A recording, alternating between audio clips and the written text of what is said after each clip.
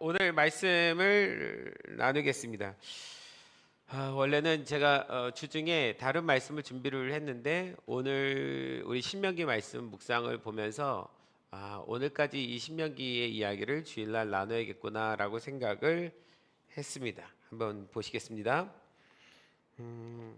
여러분 신명기 오늘 32장의 이야기를 우리가 나눌 건데요. 신명기 32장은 그 32장 자체가 노래 가사입니다. 이거는 가사예요. 그러니까 하나님 말씀인데 그 하나님 말씀을 노래로 만든 가사입니다. 그래서 모세가 이 노래 가사를 이스라엘 백성들한테 가르쳐 주는 거예요. 1절부터 44절까지가 노래인데 이 노래 네, 우리 갑자기 뒤에 우리 이정호 선교사님 오셨습니다. 우리 박수로 환영하겠습니다. 네, 잘 오셨습니다.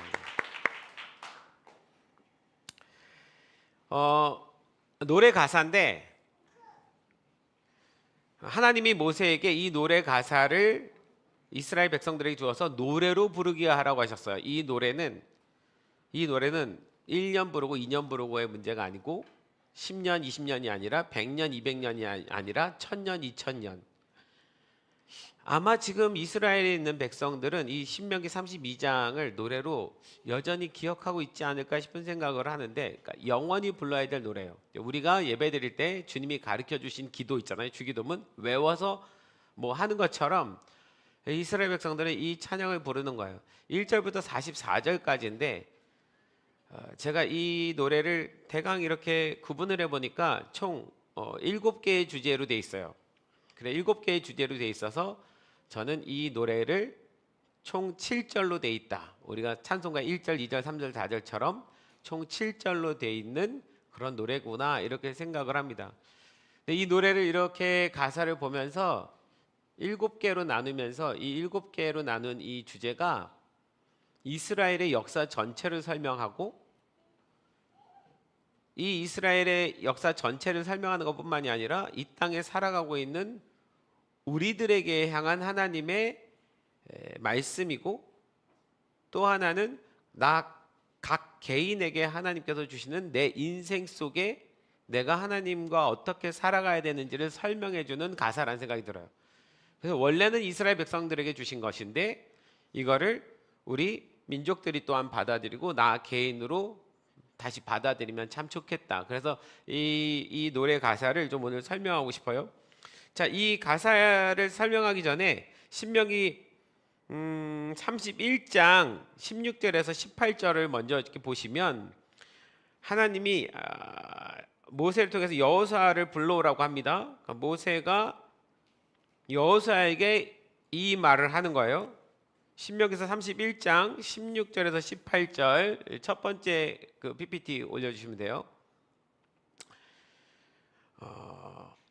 너는 이제 곧 내 조상들과 함께 잘 것인데 내가 죽은 다음에는 이 백성이 내게 반역하고 일어나서 그들이 이제 들어가 살 저 땅의 다른 신들을 쫓아다니며 음행을 저지를 것이다. 여러분 이야기를 듣고 있는 모세하고 여호수아는 기가 찰 겁니다. 왜냐하면 지금 이 장소가 어디냐면 가나안이라고 말하는 요단강을 건너서 들어갈 가나안 땅 바로 앞에 있는 거예요. 40년 동안 광야에서 헤매이고 이제 가나안으로 들어갈 수 있는 시간이 왔어요. 얼마나 기대가 됩니까? 그 땅에서 430년 동안 애굽에서 종살이 하면서 땅 한 평을 갖지 못했던 사람들이에요. 그런데 그곳에 가면 하나님께서 땅을 나눠 주신대요. 그리고 풍성하게 젖과 꿀이 흐르는 땅이래요. 먹고 살게 해주신대요. 굉장한 기대감으로 들어가려고 하는 이 찰나에 마지막에 하나님께서 그 율법에 대해서 이렇게 살아라고 쭉 하나님 말씀을 설명하시고 마지막에 노래를 하나 지어주시는 거예요. 그 노래를 지어주기 바로 전에 하시는 말씀이 그런데 너희들이 저 땅에 들어가면 다른 신들을 쫓아다니며 음행을 저지를 거다라고 예언의 말씀을 하십니다. 그때에는 내가 그들에게 진노하여 그들을 버리고 떠나겠다. 지금 들어가야 되는데 근데 그곳에서 하나님을 버리고 그들이 떠나고 하나님도 그들을 떠나겠다 이렇게 말씀하시는 거예요. 그럼 들어가야 될 이유가 없잖아요. 결과가 그렇다면 내가 그들에게서 얼굴을 가리고 숨어 있겠다. 언젠가 그런 날이 올 거라는 거예요. 그러면 그들이 다른 민족들의 밥이 되어 온갖 재앙과 고통을 당하게 될 것이다. 그때가 되면 그들이 비로소 우리의 하나님이 우리 가운데에 계시지 않기 때문에 우리가 이 모든 재앙을 당하게 되었다 하고 말할 것이다. 중요한 것은요, 왜 그때 하나님이 숨으시냐면 이 고백 하나 때문에 그래요. 우리 안에 하나님이 계시지 않기 때문에 우리가 이 일을 당했구나. 이게 중요해요. 우리 안에 하나님이 계시지 않았기 때문에. 결론은 뭐예요? 하나님이 함께 하시면 축복이었지만 하나님이 우리 안에 없으면 이런 저주가 임하는구나. 이거 하나 깨닫는 거예요. 이 깨닫는 것 때문에 하나님께서 잠시 숨기시는 거예요. 자기 얼굴을. 하나님이 자신의 얼굴을 숨긴다는 건 곧 재앙이 임하는 것 같습니다. 자, 이거를 잠깐만 다시 설명드릴게요. 하나님이 재앙을 내리신다라는 표현도 맞긴 한데 저는 어떻게 이해하냐면, 여러분 빛과 어둠이 있잖아요. 지호야, 저기 가서 불 한번 다 꺼봐봐. 빨리. 네가 서 있으니까. 저기 가서 불을 다 꺼봐봐. 한번 싹 다 꺼봐봐. 그렇지, 다 꺼봐봐. 싹. 다 꺼. 예. 지금 우리가 어둡잖아요. 뭘 끄니까 어두워졌죠? 빛이 사라지니까 어둠이 온 거잖아요. 어둠이 빛을 몰아낸 게 아닙니다, 여러분. 어둠은 절대 빛을 못 몰아내요. 그런데 빛은 어둠을 몰아낼 수 있습니다. 어둠은 아무리 새까만 어둠이 온다 할지라도 거기 빛이 있으면 들어오질 못해요. 그러나 아무리 어두운 곳이라도 빛이 들어오면 어둠은 떠나가는 거예요. 불 다 켜봐봐 다시. 하나님이 내리시는 축복과 심판은 그게 우리 가운데 어둠이 임하는 건데, 사실은 하나님께서 우리를 당신의 얼굴로 우리를 보호하시고 지켜보시고 있기 때문에 하나님의 빛이, 하나님의 얼굴의 빛이 우리를 향하고 있으니까 축복을 받는 건데, 하나님의 빛이 숨겨지면, 하나님이 떠나면 거기는 당연하게 어둠이 오는 거예요. 하나님이 우리를 힘들게 하기 위해서 저주를 주었다는 얘기가 아니라 저주받을 인생인데 하나님이 빛으로 보호하고 있었던 거예요. 그러다가 아무리 보호해도 이 사람들이 깨닫지 못하니까 하나님이 잠깐 빛을 거두시는 거예요. 얼굴을 숨기시는 거예요. 그러면 당연히 그 어둠이, 악한 사단이 뭐 잡아 삼켜 먹으려고 그러고 준비하고 있다가 빛이 없어지니까 들어와 버리는 거예요. 자, 이런 의미에서 하나님이 얼굴을 가리셨다라는 표현입니다. 그걸 깨닫게 되는 거예요. 우리의 하나님이 우리 가운데에 계시지 않기 때문에 우리가 이 모든 재앙을 당하게 되었다 하고 말할 것이다. 그때는 내가 그들에게 내 얼굴을 철저히 숨겨 그들이 다른 신들을 쫓아다니며 저지르는 온갖 죄악에 대하여 보복을 하겠다. 하나님의 얼굴을 숨기는 것이 곧 우리한텐 보복이 됩니다. 그래서 하나님이 우리와 함께 하시느냐 아니냐가 너무 중요한 거예요. 그래서 샤마가 중요합니다. 하나님이 우리와 함께 하신다는 건 우리가 하나님 말씀을 청종했을 때 하나님이 우리와 함께 하시는 거거든요. 할렐루야.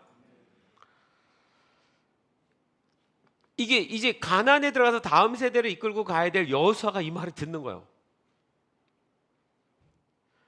들어가서 얻을 축복도 굉장히 기대가 되지만 하나님은 먼 훗날에 이런 일이 있을 거야. 당연히 있을 수밖에 없어. 인간은 연약하니까, 악하니까 언젠가 나를 잃어버릴 거야. 이 말씀을 하시는 건 하나님이 예언하셔서 이렇게 될 거야 라는 얘기가 아니라 이렇게 될 걸 아셔요. 그러면서 노래를 지어주십니다. 이 노래를. 근데 이 노래는 계속 외워서 부르다 보면 이 노래가 실제로 언제 영향력을 갖고 이스라엘 백성들에게 다시 축복을 주는 노래가 될 거냐면, 그들이 하나님을 떠나고 그래서 하나님으로부터 빛이, 하나님의 얼굴을 숨김으로 인하여서 이스라엘 백성 가운데 심판과 저주가 임해서 너무 고통스러울 때 이 노래가 그들을 깨울 거라는 거예요. 이 노래가. 이 노래의 가사 속에 우리가 왜 이렇게 되느냐? 우리 안에 하나님이 없었기 때문이구나. 우리가 우상을 섬겼기 때문이구나 라는 것을 깨닫게 하는 노래예요.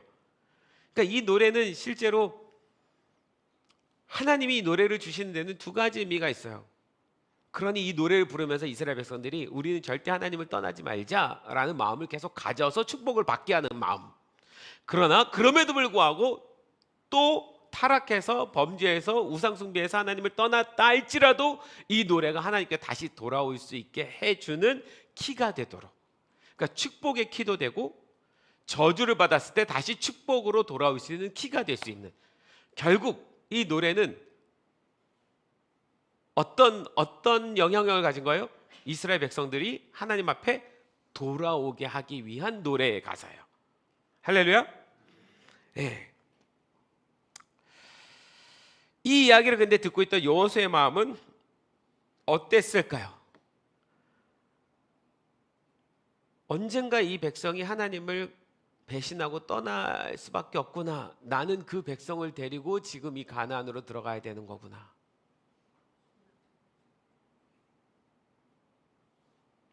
그런데 방금 제가 얘기한 것처럼 하나님은 그렇게 될 백성이지만 그래서 내가 버리겠다라는 얘기가 아니라 그래서 돌아올 길을 마련하기 위해서 이 노래를 가르쳐 주는 거야.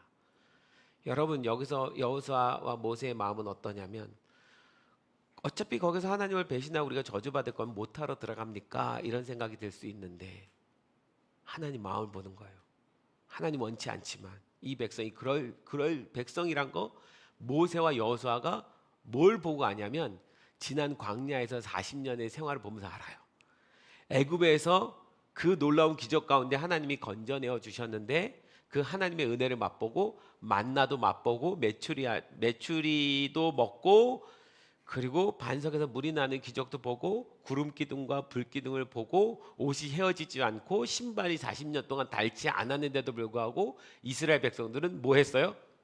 원망과 불평과 하나님을 향한 대적이었어요. 그게 인간이란 거를 봤어요. 지금은 다음 세대를 데리고 가나안 들어가지만 가나안에 들어갔는데 이 백성이 그 부모 세대처럼 안 하게 될까? 너무 알겠는 거예요, 하나님 마음을. 그런데 하나님이 이 노래를 지어주시는 건 설령 그렇다 할지라도 나는 완전히 버리지 않을 거야. 돌아올 수 있게 해줄 거야. 내가 이스라엘 백성들이 범죄했을 때 내가 심판하고 저주하고 고생스럽게 하는 이유는 우리 안에 하나님이 없어서 그렇구나라는 것을 깨닫게 해주기 위한 거야. 그러니 하나님이 그렇게 하나님을 떠나갈 백성들까지도 돌아오게 하기 위해서 얼마나 애를 쓰고 있는지를 이 모세와 여호수아가 깨닫는 거예요. 지금 이 상황 이해 가시죠? 참 안타까워요. 우리 하나님 보면 진짜 안타까운데 너무 좋은 축복의 시간을 허락하면서도 그 백성들이 하나님을 떠나간다 할지라도 다시 돌아오게 어떻게 할까를 그 가난에 보내시는 시간까지 고민하고 있는 하나님이요. 여러분, 이 하나님은 우리에게도 동일하십니다. 우리를 그렇게 보십니다. 우리에게 정말 주고 싶어 하시는 것은 축복입니다. 할렐루야. 하나님은 당신의 백성이 정말 잘 되기를 원합니다. 여러분, 우리가 로이가 잘 되기를 원하죠. 로이가 어느 날 속색였어요. 뭐 밥 안 먹고 우유 안 먹고 절대 그런 일은 없긴 한데 막 땡깡 부르고, 그렇다고 해서 로이 아빠가 은성 전사님이 로이를 저주하지 않잖아요. 그러면 안 되잖아요. 우린 그럴 수 없어요. 아무리 속을 썩여도 자식이 다시 돌아오기를 바라는 간절한 마음에 준비를 하는 것이 부모예요. 하나님이 똑같은 거예요. 이 노래가 너무 중요합니다. 노래가요. 이 노래의 가사가 어떻게 되어 있는지 7가지로 한번 구분해 볼게요. 첫 번째는요, 1절부터 4절까지인데 1절부터 4절까지 띄워보세요. 아니, 그거 말고요, 말씀을 띄워보세요.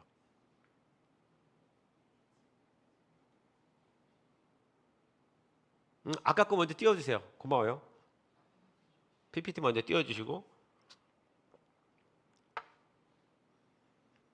아니에요. 미안해요. 말씀부터 띄워주세요.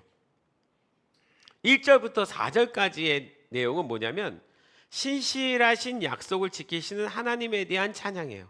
그러니까 처음 찬양의 시작은 하나님에 대한 찬양으로 시작합니다. 하나님 말씀이 온 세상을 적시고 하나님의 공의와 위엄은 항상 선하심에 대한 내용인 거예요. 하나님은 반석이시자 그가 하신 일은 완전하고 모든 길이 정의롭고 진실하고 거짓이 없으신 하나님을 찬양합니다. 1절부터 볼게요. 하늘아 나의 말에 귀를 기울여라. 땅아 나의 입에서 나오는 말을 들어라. 이게 첫 가사예요. 시작입니다. 하늘아 나의 말을 기울여라. 나의 말은 누굽니까? 하나님 말씀에 기울여라. 누가? 하늘아. 땅아 나의 입에서 나오는 말들을 들어라. 하늘과 땅에게 하나님이 내 말을 들어라. 이렇게 얘기하는 거예요. 2절. 나의 교훈은 내리는 비요. 하나님 말씀은 내리는 비래요. 풀밭을 적시는 소나기다. 나의 말은 맺히는 이슬이요. 하나님 말씀이 이슬인 거예요. 이 땅에 내리는 채소 위에 내리는 가랑비다. 여러분 하나님 말씀은 우리 인간에게만 허락하신 것입니까? 자연 만물 모두에게 허락한 겁니까? 모두요. 여러분 이 말씀 그대로 하면 저 하늘에서 내리는 비는 하나님 말씀입니다. 할렐루야. 이 땅의 모든 식물들도 모든 곡식들도 그 하나님 말씀 때문에 자라는 거예요. 아멘. 우리가 홍천에서 오늘도 우리 아마 그 상추 우리 금요일날 맛있게 너무 잘 먹었는데 정말 맛있게 잘 먹고 있죠. 거기에 내려지는 이슬과 그 비가 하나님 말씀인 거예요. 그 상추에게는. 그 상추는 하나님 말씀을 받아서 하나님 말씀 때문에 자라는 거예요. 하나님 말씀이 이 땅에 편만하게 모두에게 임하지 않으면 그 어떤 곡식도 자랄 수 없습니다. 땅이 저절로 내는 게 아닙니다. 하나님 말씀이 임하였기 때문입니다. 하나님께서 저주를 내리시는 것은 쉽습니다. 하나님 말씀을 그 땅에 하나님이 내리지 아니하시면 그 땅의 모든 초목도 모든 열매도 아무것도 자랄 수가 없는 거예요. 자, 하나님 말씀이 이렇게 이 땅에 내려와야 됩니다. 3절. 내가 주의 이름을 선포할 때에 너희는 우리의 하나님 위대하시다 하고 응답하여라. 이제 이 백성들한테 얘기하는 거예요. 하늘에서 하나님 말씀이 그렇게 내리는 거야. 너희가 가는 땅에서 너희의 모든 곡식들이 풍성하게 되는 것 또한 하나님 말씀 때문인 거야. 그들이 하나님 말씀을 청종하기 때문인 거야. 그래서 우리가 주의 이름을 선포할 때 하나님이 위대하시다라고 너희는 응답해야 돼. 4절. 하나님은 반석하시는 일마다 완전하고 그의 모든 길은 옳고,다 그는 거짓이 없고 진실하신 하나님이시다. 의로우시고 곧기만 하시다. 자, 1절부터 4절까지는 하나님의 선하심과 하나님의 말씀과 하나님의 언약이 얼마나 소중하고 중요한 것이냐, 너희가 복을 받는데 얼마나 귀한 것이냐, 이거에 대한 1절의 가사입니다. 첫 번째 가사예요. 이걸 하나님 앞에 올려드리는 거예요. 그러면 하나님께서 계속해서 이 1절 가사로 인해서 이스라엘 백성들에게 축복을 내리시겠죠. 이 모든 축복이 하나님으로부터 온다는 것을 깨닫는 거예요. 근데 문제는 5절, 6절입니다. 하나님께서 2절로 넘어가요. 그러나 악한 세대가 나온다는 거예요. 삐뚤어지고 뒤틀린 세대가 출현할 거라는 거예요. 2절로 넘어가요. 타락한 세대가 나타납니다.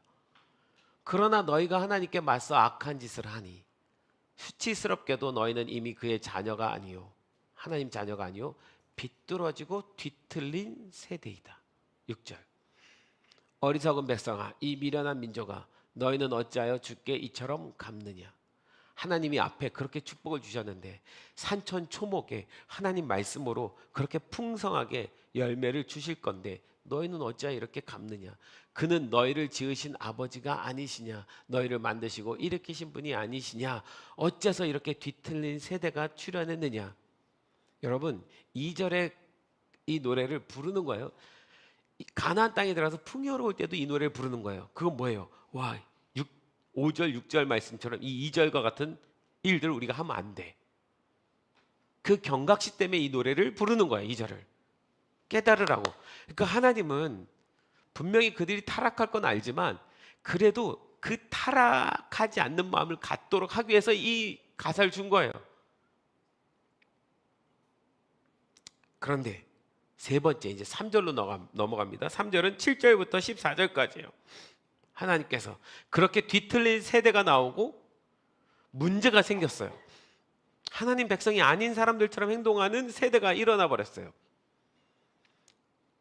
그때 하나님께서 7절에 다시 한번 돌이키라고 인내하심으로 그들을 초청하십니다. 7절부터 14절까지. 하나님 기회를 주세요. 뭐라고요? 아득한 옛날을 회상하여 보거라. 옛날을 기억하라. 이렇게 표현하십니다.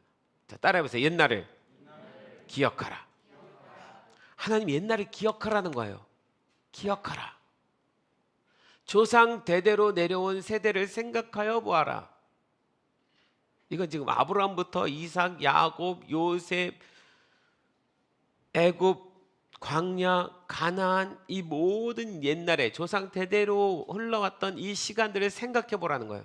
너희 아버지에게 물어보아라. 그가 일러줄 것이다. 그들이 너에게 말해줄 것이다.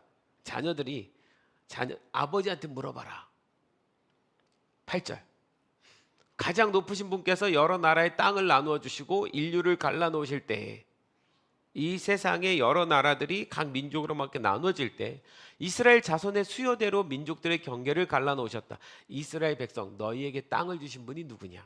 이 가나안까지 인도하신 분이 누구냐? 너희 가문에게 땅을 다 나눠주신 분이 누구냐? 이 얘기를 하는 거예요. 아버지가 자녀들한테 가르쳐야 된다는 거예요. 자녀들이 아버지한테 물으라는 거예요. 이 가사 때문에 자녀들이 이 노래를 부르다가 근데 이 가사가 뭐예요? 왜 옛날을 기억하라는 거예요? 라고 물어보게 하라는 얘기인 거예요. 그러니까 이 노래는 그냥 노래가 아니라 이 노래가 계속 돌아오게 하기 위한 어떤 역할을 감당하는 거예요. 9절. 그러나 주의 몫은 그의 백성이니 야곱은 그가 차지하신 유산이다. 하나님이 땅만 주신 것이 아니라 야곱, 이스라엘은 하나님 유산이다. 너희는 나의 유산이야. 내가 널 너무 귀하게 여겨. 그 하나님 마음을 얘기합니다. 10절. 주께서 광야에서 야곱을 찾으셨고 짐승의 울음소리만 들려오던 황야에서 그를 만나 감싸주고 보호하고 당신의 눈동자처럼 지켜주셨다. 그죠? 하나님이 애굽에서 탈출시켜서 광야에서 그 짐승 울음소리 가득한 황야에서 감싸주고 보호하고 눈동자처럼 지켜줘서 여기까지 데려온 거잖아. 하나님의 은혜잖아. 과거를 들어봐. 옛날을 기억해봐. 다 하나님의 은혜였잖아. 11절. 마치 독수리가 그 보금자리를 뒤흔들고 새끼를 위하여 퍼덕이며 날개를 펴서 새끼들을 받아 그 날개 위에 업어나르듯이. 독수리가 여러분 새끼 이렇게 태어나잖아요. 둥지가 높이 있잖아요. 그 새끼를 떨어뜨립니다. 다 커서 이제 나르라고. 떨어질 때에 새끼가 못 나르면 독수리가 날개 펴서 그 날개로 다시 받아서 올라갑니다. 그리고 또 떨어뜨리고 그 날 때까지. 하나님께서 그렇게 업어 키웠다는 얘기예요. 내가 니네 업어 키웠잖아. 할렐루야. 여러분 하나님 우리 업어 키우셨습니다. 여러분 하나님께 어부바했던 사람들입니다. 할렐루야. 네. 12절. 주께서만 홀로 그 백성을 인도하셨다. 다른 신은 옆에 있지도 않았다. 하나님 말하는 거예요.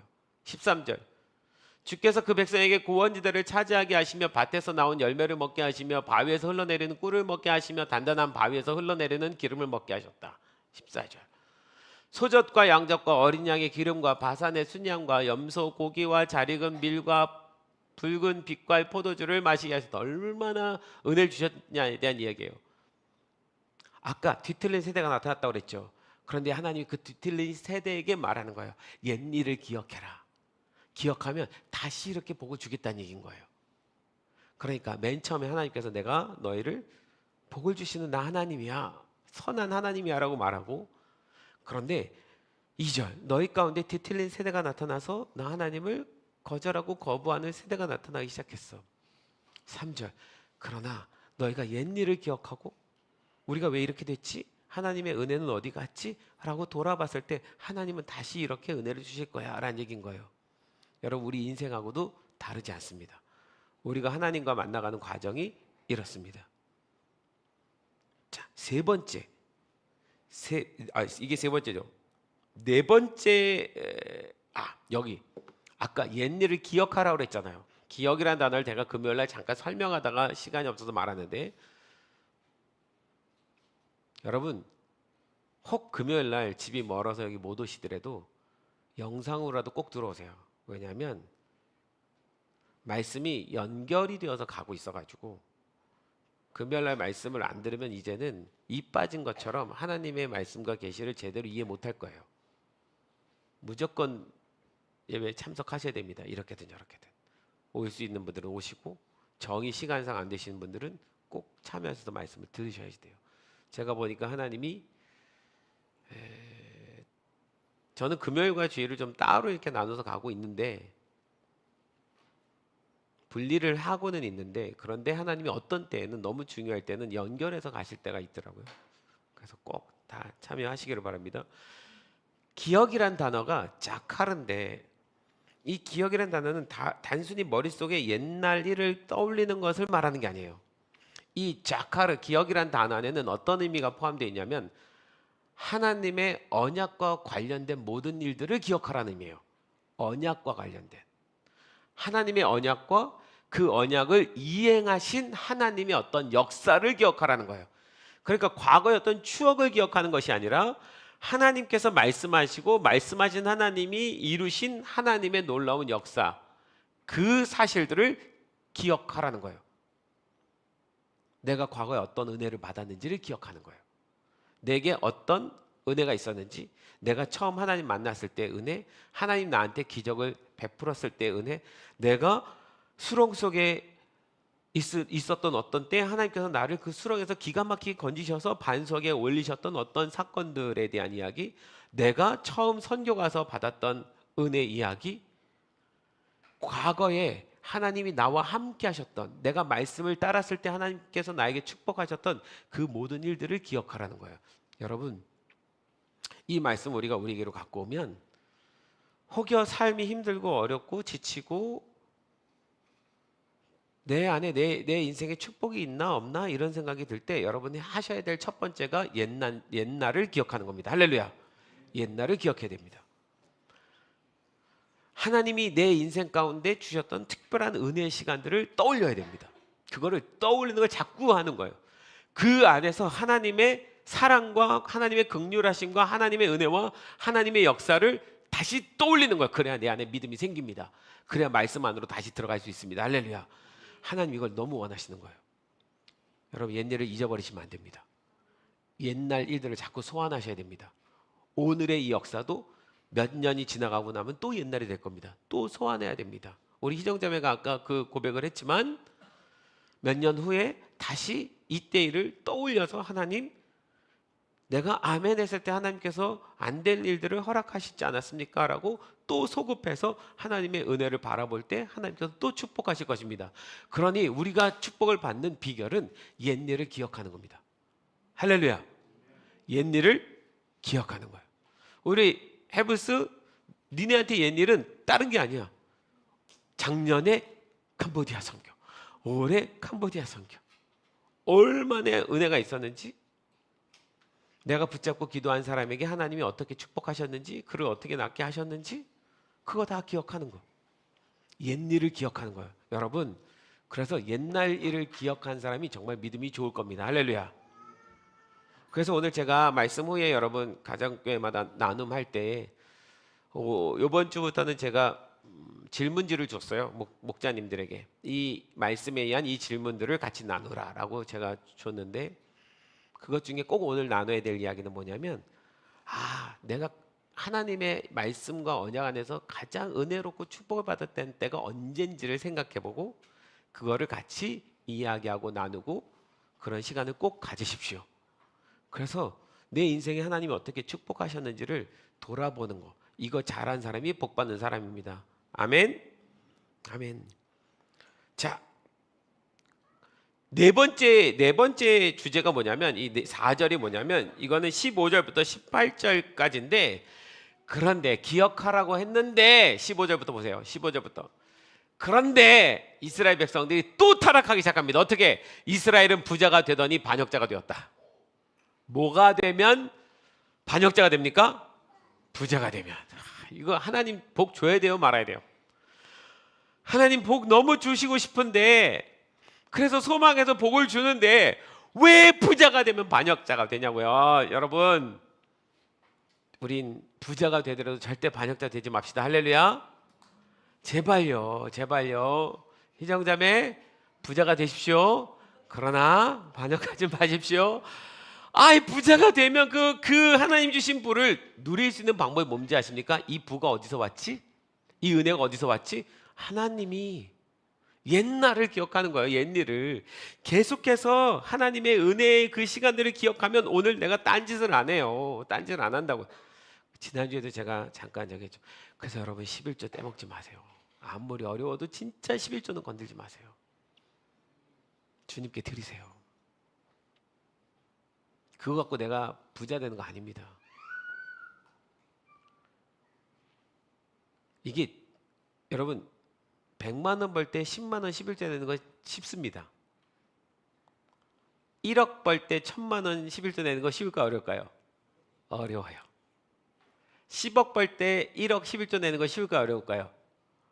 근데 한번 좀 해보시죠. 할렐루야. 어려우니까 우리 해봅시다. 우리 안 해도 1000만 원 1억 헌금한 사람 나와야 될 거 아니야. 할렐루야. 나오시라고. 지금부터 해야 나중에 되는 거. 나중에 그거 자기가 대강 11조 계산해 갖고 1000만 원인데 한 500만 원만 드려도 교회에서도 우와 우리에서 제일 많이 낸 사람 이렇게 되니까. 그런데 하나님 보실 땐 뭐예요? 도둑질이에요. 안 된 거예요. 아나니아 삽비로 되는 거예요. 이스라엘 부자가 되더니 반역자가 되었다. 먹을거리가 넉넉해지고 실컷 먹고 나더니 실컷 먹지 마세요. 자기들을 지으신 하나님을 저버리고 자기들의 반석이신 구원자를 업신여겼다. 넘어가 보세요. 16절. 그들은 이방신을 섬겨서 주께서 질투하게 하였으며 하나님이 복을 주셨는데 왜 이방신을 섬겨요? 역겨운 짓을 하여 주께서 진노하게 하였다. 17절.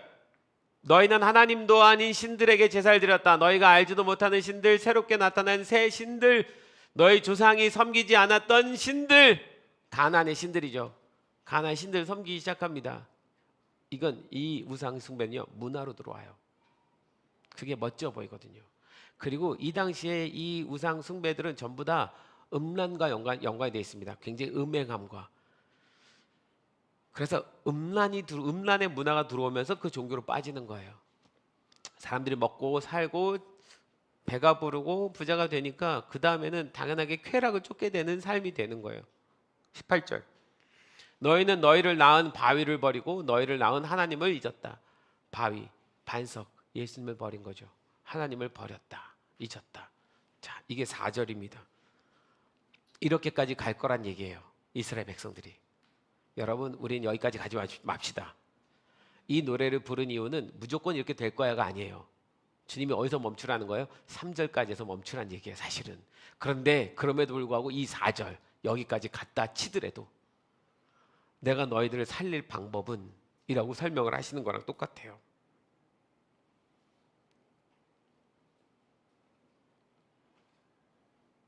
그 다음에 5절.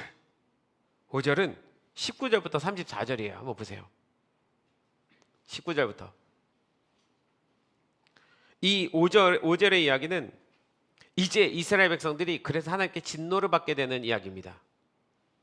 자, 제가 처음 7절이라고 그랬죠. 1절은 하나님의 약속에 대한 이야기고 2절은 그럼에도 타락한 백성들의 이야기고 3절은 그럼에도 하나님이 인내하심으로 기다려주시는 시간의 이야기고 4절은 그럼에도 불구하고 이스라엘 백성들이 하나님을 배신하게 되는 이야기고 5절에 가서 자 19절부터 34절 이야기는 이제 배신한 자들이 하나님께 진노를 받는 이게 저주의 시간입니다. 아픈 시간이에요. 자, 주께서는 이것을 보시고 격분하셔서 당신의 자녀들과 인연을 끊으시고서 20절 이렇게 말씀하신다. 그들에게 나의 얼굴을 숨기겠다. 그들이 마침내는 어떻게 되는지 두고 보겠다. 그들은 타락한 세대, 진실이라고는 털끝만큼도 없는 자들이다. 21절 우상을 섬겨서 나를 격분시켰고 신이 아닌 것들을 신이라고 섬겨서 나의 질투에 불을 붙였다. 그러니 이제 나도 내 백성이 아닌 딴 백성을 내 백성으로 삼아서 그들의 질투심에 불을 붙이고 어리석은 민족을 내 백성으로 만들어 버리겠다. 여러분 여기 잠깐 보세요.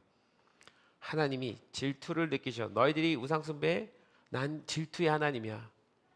나는 너희들이 다른 신을 섬기는 것에 너무 질투가 나. 여러분 사랑하기 때문에 질투가 일어나는 거예요. 그죠? 그래서 이제 나도 내 백성이 아닌 딴 백성, 다른 백성을 내 백성으로 삼아서. 여러분 이 말씀이 뭡니까? 이 21절에 우리가 들어 있습니다. 할렐루야. 이 21절 말씀 때문에 우리가 여기 있는 거예요. 하나님이 그래서 다른 백성을 내 백성으로 삼아서 이스라엘 백성들이 질투를 느끼게 하겠다라고 지금 말씀하시는 거예요. 이 21절에 우리가 넘어왔어요. 그러니 이 말씀의 예언은 이미 21절을 통과해서 가고 있습니다. 로마서 11장 11절에 보면, 띄워봐 주세요. 있나요? 로마서 11장 11절에 보면 바울이 이렇게 얘기합니다. 우리가 예전에도 많이 얘기했던 얘기인데, 그러면 내가 묻습니다. 이스라엘이 걸려 넘어져서 완전히 쓰러져 망하게끔 되었습니까? 이 진노를 받고 완전히 망하게끔 되었습니까? 그럴 수 없습니다. 그들의 허물 때문에 구원이 이방 사람에게 이르렀는데, 그들의 허물 때문에 딴 백성, 이방 사람, 우리에게 임했잖아요. 하나님 말씀이 이르렀는데, 이것은 이스라엘로 하여금 질투하는 마음을 불러 일으키게 하려는 것입니다. 지금 이스라엘은 질투해야 되는 시간입니다. 하나님이 이방 민족을 얼마나 사랑한지를 보고 질투를 느껴야 되는 시간입니다. 사실은 이스라엘 백성들이 지금 하나님은 잘 믿는다고 하지만 예수님이 안 믿잖아요. 근데 이스라엘 백성들이 이해가 안 가는 게 있어요. 전쟁이 일어나서 지금 이스라엘을 못 가고 있지만, 이스라엘에 한 해에 여러분 제주도도 1,000만 명이 가는데 이스라엘 몇 명 갈까요? 장난 아니죠. 전 세계에서 어마어마하게 돈을 벌어서 좋기는 한데 사실은 속이 불불 끓습니다. 왜? 자신들이 이단이라고 죽인 예수를 따르는 자들이 성지라고 찾아오니까. 유대인의 하나님을 찾으러 오는 게 아니에요. 예수님 찾으러 올라오는 거죠. 유대인은 돈벌이니까 봐주기는 하는데 자기네들은 인정하지 않지만 그 많은 사람들이 전 세계에서 올라오는 거 보고 왜 도대체 이렇게 하는지 이해가 안 갈 겁니다. 우리가 가서 이스라엘에서 예배할 때 유대인들이 둘러서서 보고 있다고 그랬죠. 그들이 가끔 찾아와서 자기의 감동을 얘기합니다. 이게 무슨 노래인데 내 마음이 이렇게 움직이고 내 마음이 이렇게 감동을 받는 건데 왜 그런 건데 이해가 안 가는 거예요. 자기 심령이 움직이니까. 지난번에 얘기했죠. 우리 은우가 있는 예루살렘 한인교회 우리 최한명 선교사님 계신, 지난번에 그런 일이 있었어요.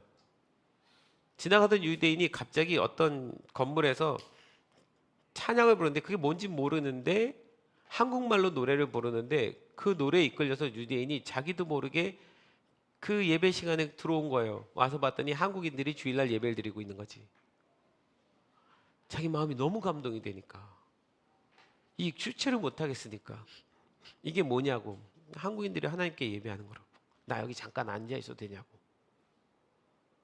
그러고서는 그 예배 시간에 눈물을 흘리고 다음 주에도 나 또 와서 앉아 있어도 되냐고. 왜 이런 일이 일어날까요? 그 안에 하나님이 질투를 일으켜서, 이렇게 되면 둘 다 살립니다. 이방인 살리고 후에 유대인 살리고. 자, 질투하는 마음까지 일어나고 난 다음에 이게 지금 하나님 이스라엘 백성들을 진노하시면서 한편으로는 이방 민족들을 살려내신 거예요. 원래부터 하나님이 이스라엘 백성을 만들 때, 이스라엘 백성들을 아브라함에게 약속하실 때 하나님의 언약은 내가 너로 큰 민족을 이루고 그 이스라엘 민족을 통해서 땅의 모든 족속이 복을 얻을 것이다. 그래서 이스라엘 민족도 복을 받고 이방도 복을 받고, 이게 하나님의 원래 마음인데 이스라엘 사람들이 이방에게 복을 전해주는 일을 안 하니까, 그러면서 자기네도 잘 믿었으면 좋겠는데 하나님을 대적하니까 하나님이 저주를 내리시면서 이방인들을 살려내십니다. 그리고 이제는 다음 차례가 이스라엘의 유대인이에요. 여러분, 왜 지금 이스라엘에 저렇게 전쟁이 막 있을까요? 이스라엘이 지금은 이긴 것 같고 뭐 하지만 전쟁 끝난 건가요? 제가 아니라고 그랬죠. 다시 일어날 겁니다. 또 화살 쏠 거예요. 넘어가 보세요. 22절.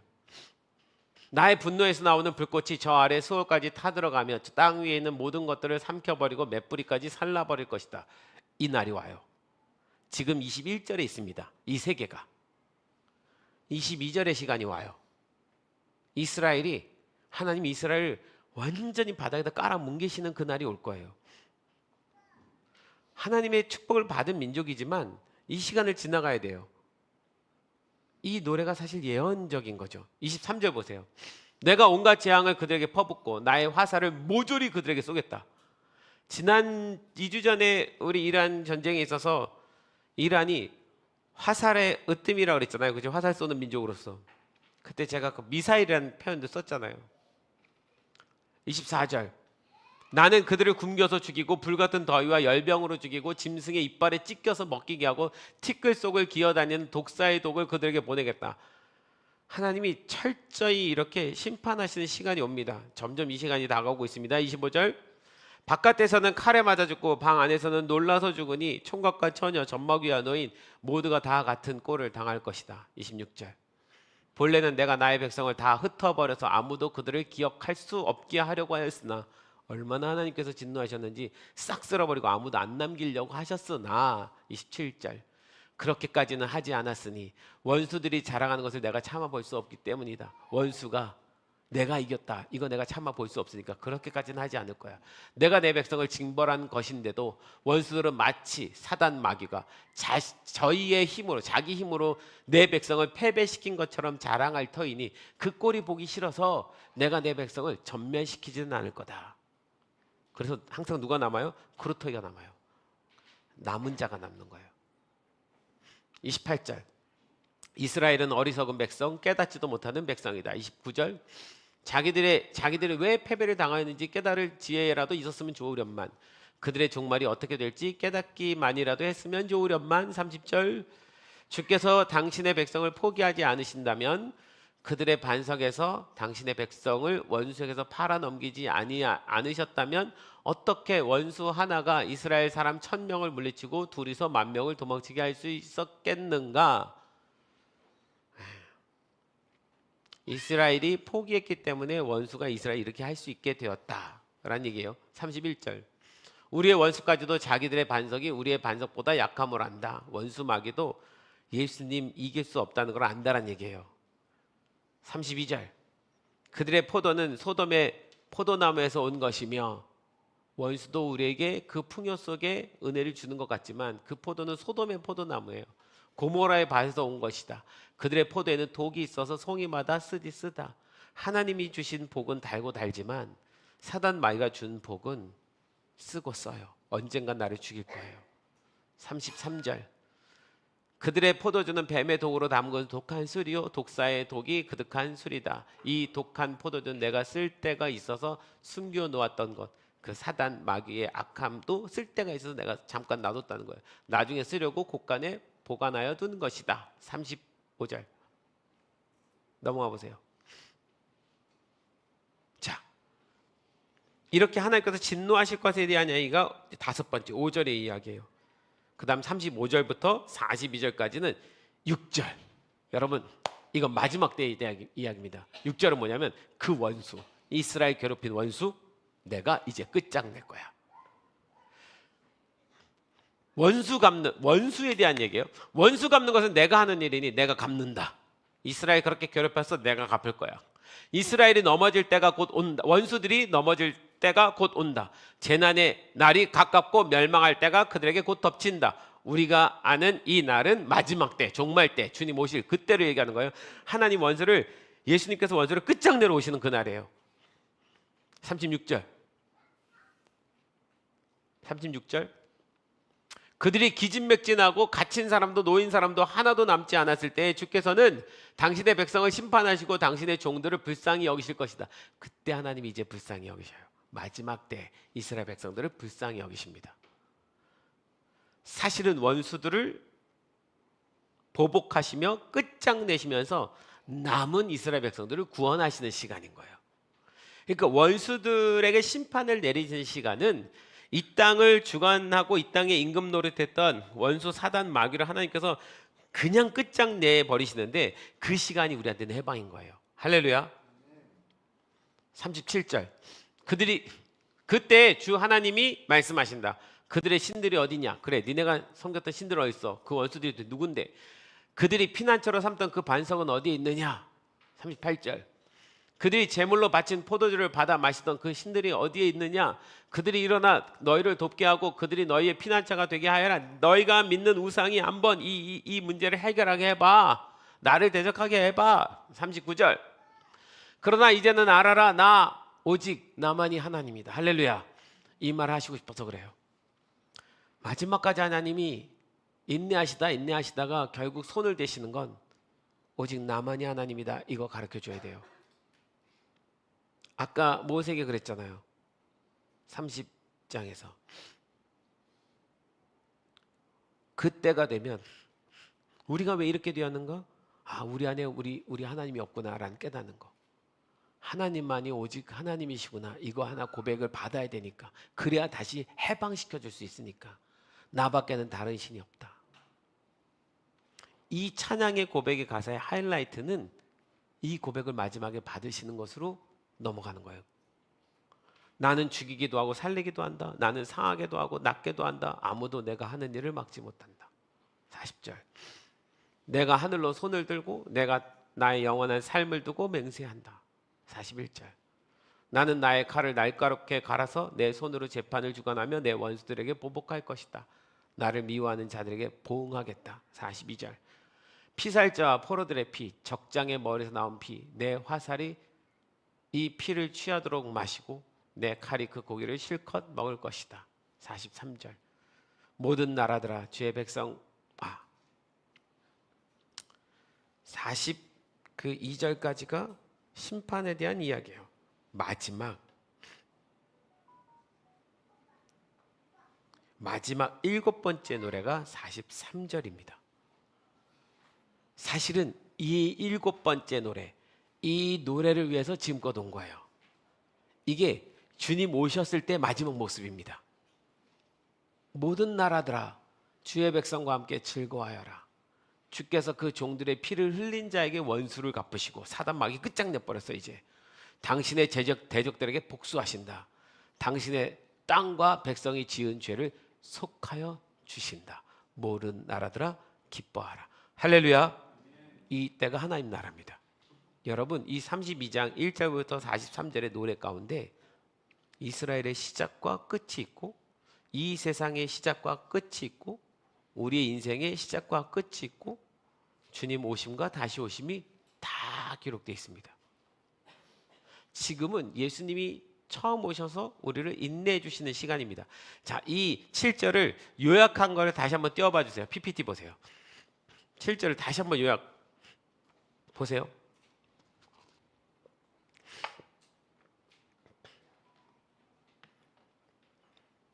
제가 이걸 마지막 때 부를 승리의 노래 이렇게 제목을 한번 붙여봤어요. 하나님 작사 작곡.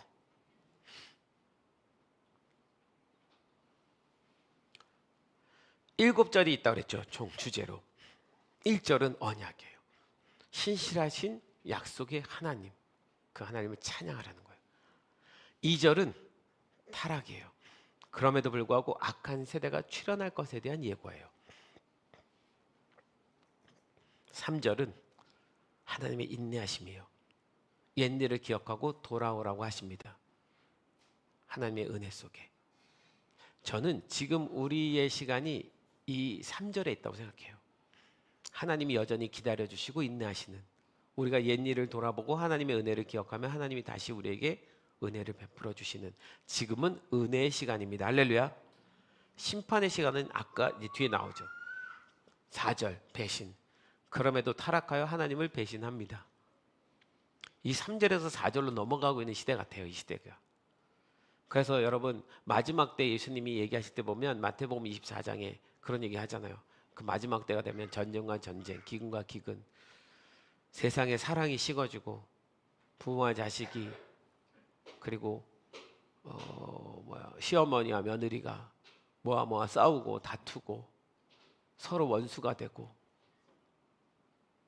세상의 음란함은 뭐 이루 말할 수가 없고, 우리가 이 세상이 얼마나 타락했는지 너무 잘 알잖아요. 지금이 3절에서 4절 그 사이에 있습니다. 우리가 이 노래를 들으면서, 이 노래를 부르게 한 이유는 3절 저것 때문에 그래요. 옛일을 기억하라. 이 노래를 부르면서 옛일을 기억해서 다시 돌아오라고 하시는 겁니다. 할렐루야. 3절로 4절이 그렇고요. 5절 진노, 하나님의 진노가 이 땅에 내립니다. 그 진노는 하나님을 떠난 백성들에 대한 진노예요. 근데 그 진노를 누굴 통해서 일으키냐면 원수들이 그렇게 하게 하십니다. 근데 6절, 그 원수들을 이제 멸망시키십니다. 그 진노 가운데서 하나님은 당신의 뜻대로 3절, 옛일을 기억하며 하나님에게 영광을 올려드리는 당신의 백성들은 보호하십니다. 이 진노와 멸망 속에. 할렐루야. 거기에 우리가 있어야 됩니다. 아멘. 거기에 우리가 있어야 돼요. 뭐 함으로써요? 하나님 말씀에 청종함으로요. 그런 의미에서 이번에 출발한 샤마 교회는 굉장히 예언적인 교회입니다. 샤마 하십시오. 할렐루야. 그러면서 7절, 해방의 날이 옵니다. 주님 다시 오시는 그날이요. 여러분, 이 신명기 32장의 이 노래 가사에 인류 전체의 미래가 다 그려져 있죠. 이스라엘의 모든 역사가 다 그려져 있죠. 거기 내 인생이 다 그려져 있습니다.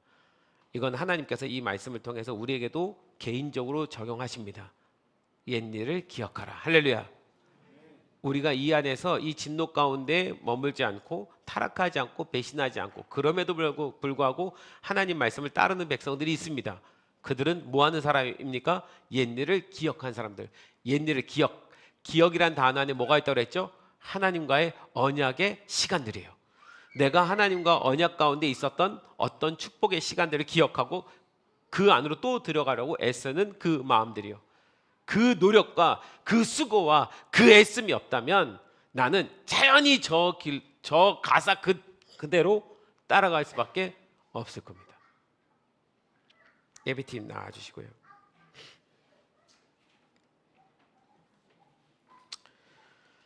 그래서 이사야 32장 43절 한번 다시 띄워봐 주세요. 여러분, 마지막에 우리는 이 노래를 불러야 됩니다. 우리가 하나님 앞에 서서 이 노래를 부르는 날이 올 거예요.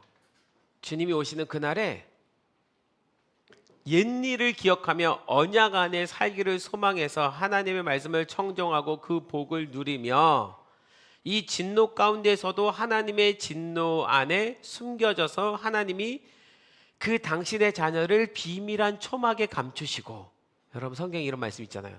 그 진노의 날에 하나님께서 당신의 자녀를 비밀한 초막에 감추시고 보호하십니다. 옛일을 기억하는 자들.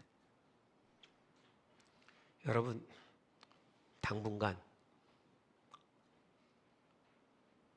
그게 작년이든 재작년이든 한 달 전이건 10년 전이건 성경에 어느 교회에게 하나님이 첫사랑을 회복하라라고 말씀하셨죠? 무슨 교회에게? 어떻게 알았어요?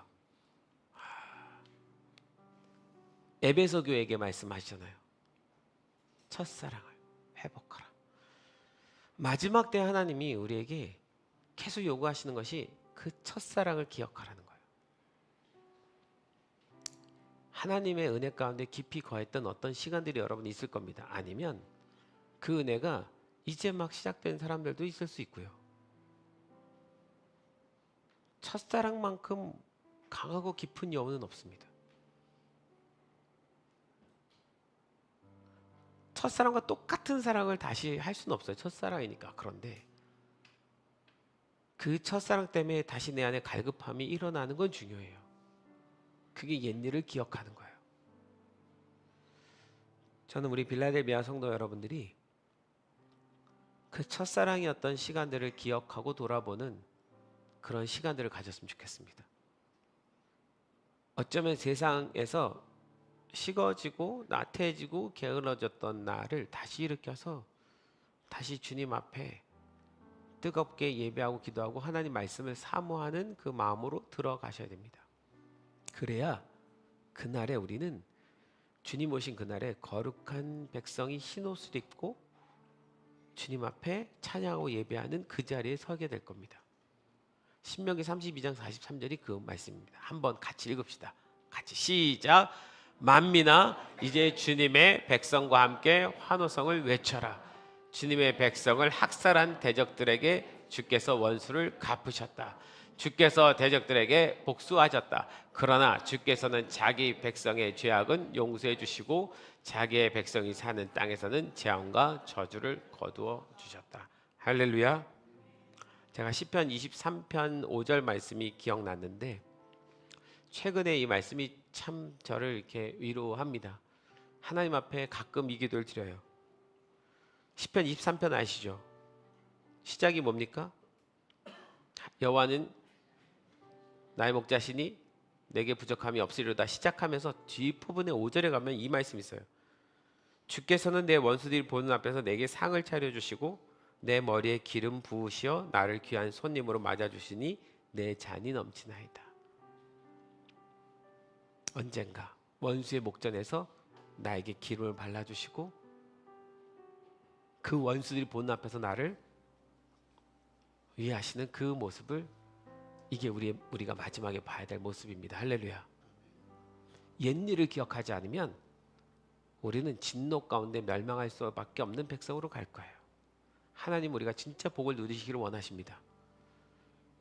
정말 복 받기를 원하신다면 그 첫사랑을 잊지 말고 찾아내세요. 그리고 더 큰 사랑으로 나아가세요. 예전에 내가 말씀 가운데 하나님과 나눴던 은혜의 시간들을 자꾸 떠올리며 그 사모함과 간절함으로 또 시작할 수 있는 마음을 가지세요. 저는 그렇게 우리가 다시 시작했으면 좋겠습니다. 할렐루야. 제가 예배를 빨리 끝내야 우리 옐레덴이 시험을 안 듣는데 정말 열심히 애를 쓰는데도 우리 찬양 이 찬양 부르고 예배 마칩시다. 우리 안에 그래서 이 생각을 해봤어요. 이것 때문에 이 32장과 같은 가사의 이 노래가 뭐가 있을까? 우리를 그렇게 기억나게 해줄 노래는 뭐가 있을까? 누가 이런 곡을 하나 만든 뭐가 없을까? 이렇게 생각해봤는데 이 32장은 누가 정말 곡을 하나 써냈으면 좋겠어요. 여러분 어떤 때마다 내가 나를 돌아보기 위해서 이 32장을 읽으십시오. 읽어서 그것이 내 노래가 되게 하십시오. 주님 뜻대로 이루어지기로 소망합니다 라는 마음으로요. 이 찬양이 생각이 났어요. 세상의 유혹 시험이 내게 몰려올 때, 가사를 볼게요. 나의 힘으로는 그것들 모두 이길 수 없네. 거대한 폭풍 가운데 위축된 나의 영혼, 어찌할 바를 몰라 헤매고 있을 때. 뭐예요? 힘들고 고난일 때, 저주가 임하는 것 같을 때, 그때 내가 기억해야 될 건 뭐예요? 이때 주님, 주를 찬양, 손들고 찬양. 거짓과 속임수로 가득 찬 세상에서 이미 이 세상이 배신하고 떠나가는 그런 세상이 되었어요. 어디로 갈지 몰라 머뭇거리고 있는데 공중의 권세 잡은 자 원수는 지금도 우리들을 실패와 절망으로 넘어뜨리려고 하고 있는 그 가사 속에 있는데, 그때 내가 해야 되는 건 옛일을 기억하고 하나님께 찬양을 하는 것. 주를 찬양. 주위를 둘러보면 아무도 없는 듯 믿음의 눈을 들면 보이는 분 계시네. 주위에 믿음 있는 자가 있는가?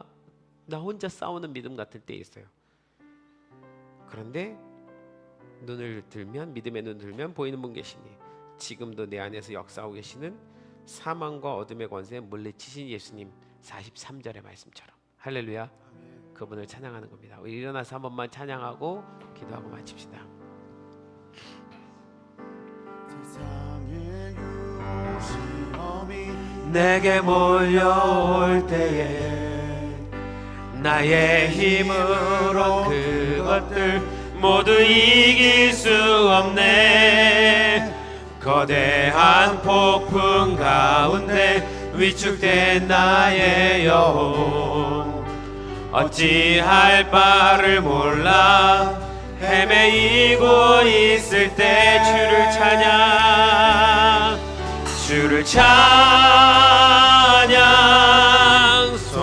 우리 손 들고 찬양합시다. 전쟁은 하나에게 속한 것 아니니 주를 찬양. 손을 들고 찬양. 전쟁은 하나님께 속한 것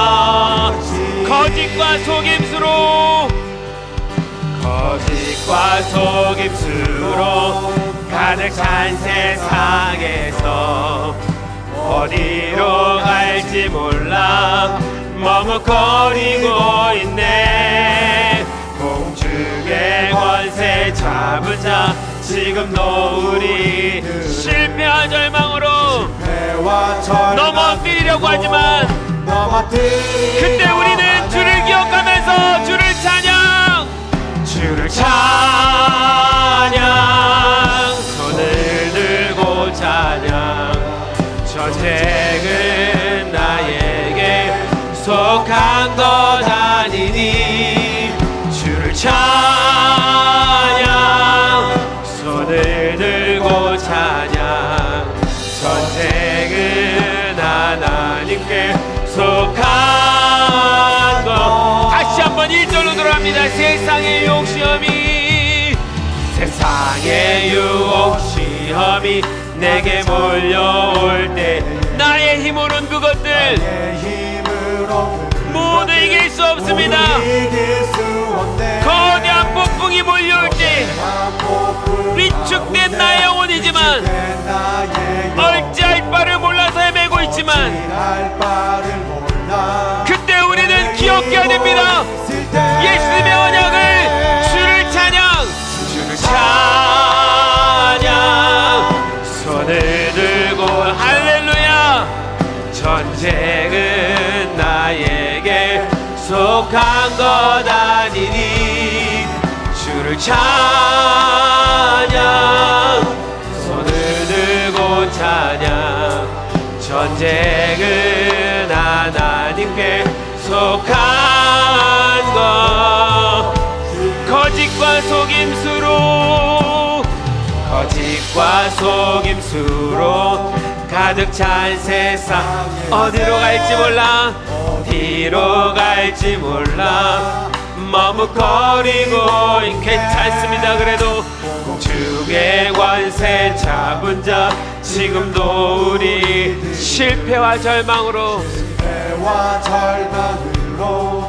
넘어뜨리. 2절 다시 한번 찬양합니다. 거짓과 속임수로, 거짓과 속임수로 가득 찬 세상에서 어디로 갈지 몰라 머뭇거리고 있네. 공중의 권세 잡은 자 지금도 우리들을 실패와 절망으로 넘어뜨리려 하네. 주를 찬양, 주를 찬양, 손을 들고 찬양. 전쟁은 나에게 속한 것 아니니 주를 찬양, 손을 들고 찬양. 전쟁은 하나님께 속한.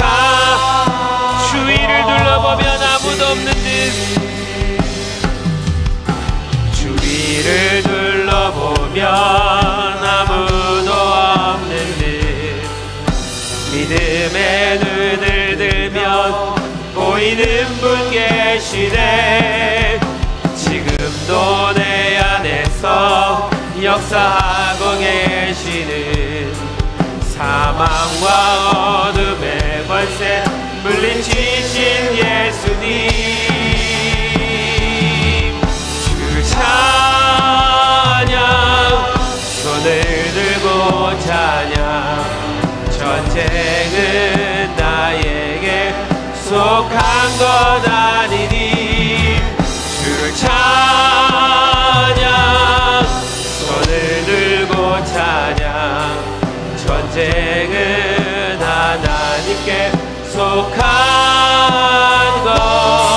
마지막으로 주를 찬양, 주를 찬양, 손을 들고 찬양. 전쟁은 하나에게 속한 것 아니니 주를 찬양, 손을 들고 찬양. 전쟁은 하나님께 속한 것이니. 여러분, 지난 금요일 또 오늘 주일 주님이 우리에게 계속 말씀하시는 것이 기억하라입니다. 우리가 주님의 언약을 기억하고 주님의 언약이 어떻게 이루어지는지를 보고 기억할 때, 그때 우리는 주님을 진짜 따를 수 있고 주님이 주시는 복을 마음껏 누릴 수 있습니다. 그러나 그 언약을 향한 기억을 잃어버리면 우린 타락할 수밖에 없고 우린 주님을 배반할 수밖에 없습니다.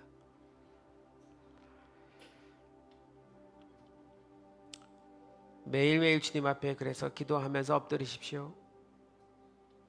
밥을 먹다가도 기도하시고, 잠을 잘 때 기도하시고, 아침에 일어나시면서 기도하시면서 제일 먼저 하나님 당신의 말씀을 청종하고 그 언약을 떠올리고 그 말씀이 이루어지기를 꿈꾸고 소망하고 그렇게 살기를 소망합니다라고 하나님 앞에 간구하시는 여러분 되시기를 소망합니다. 그리고 이 민족이, 이 대한민국이, 한국교회가 그 언약으로 다시 돌아갈 수 있기를 위해서 여러분 기도하십시오. 너희가 배부르고 부자가 되니 나를 버리고 떠났다라고 말씀하신 것처럼 우리는 지금 그럴 수 있는 시간 속에 있습니다. 하나님도 우리에게, 이 민족에게 복을 주셔야 되는지 말아야 되는지 고민이 될 수도 있습니다. 우리는 남과 북 통일을 앞두고 있는 민족입니다. 통일이야말로 진짜 하나님이 우리에게 주시는 큰 복일 것입니다. 그 순간에는 어려움이 있겠지만 그 통일의 시간이 지나가고 나면 이 대한민국은 온 열방 가운데 정말 하나님께서 놀라운 나라로 우뚝 세우실 것입니다. 그 복들은 우리가 다 누릴 것입니다. 우리 다음 세대는 정말 큰 복을 누릴 것입니다. 그러기 위해서라도 지금 해야 되는 건 옛일을 기억하라, 언약을 기억하라, 하나님의 일하심을 기억하라입니다. 할렐루야. 예배 후에 여러분 각 가정교회에서 나눔할 때에 내가 가장 은혜가 넘쳤을 때가 어딘지를 서로 나누시고 손 붙잡고 하나님 그 은혜를 잃어버리지 않고 내 인생에 또 다른 은혜가 시작되게 도와주십시오라고 꼭 같이 기도하십시오. 할렐루야. 하나님, 이사야 이 32장의 말씀을 보면서 주님이 우리에게 가르쳐 주신 노래를, 이 가사를 우리가 들여다보았습니다. 주님은 이 가사의 노래 속에 옛일을 기억하라고 반복해서 말씀하고 계신 것을 깨닫습니다. 그래야 우리가 복을 받을 수 있기 때문에, 그래야 하나님의 백성으로 살아갈 수 있기 때문에, 우리 인생의 풍요로움을 겪을 때 더 주님 언약을 기억하는 백성들이 되게 도와주십시오. 우리 빌라델비아 성도들 힘들 때에도 주님의 언약을 기억하고 축복이 임했을 때에도 그 옛일을 기억하는, 그래서 그 하나님의 놀라우신 약속의 하나님을 올려드리고 찬양하는 주님의 자녀들이 되게 도와주셔서 이 성경에 약속하신 모든 복을 얻는 주님의 자녀들이 되게 도와주시옵소서.